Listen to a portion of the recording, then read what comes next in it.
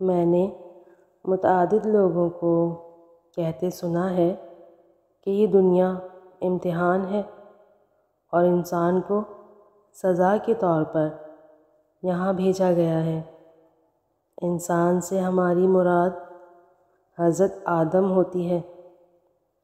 ہم اکثر زندگی سے تنگ ہوتے ہیں تو کہتے ہیں کہ بس کسی طرح زندگی کو گزاریں اور مر جائیں، کیونکہ یہ دنیا غلطی کی سزا کے طور پر انسان کو دی گئی ہے۔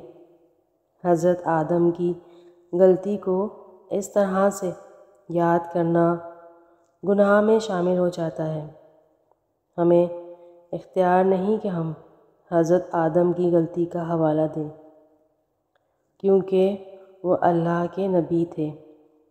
اگر دنیا محض سزا ہوتی تو اللہ ہمیں پیدا ہی نہ کرتے، کیونکہ اللہ اپنے بندوں کو سزا سے بچانے والا غفور و رحیم ہے۔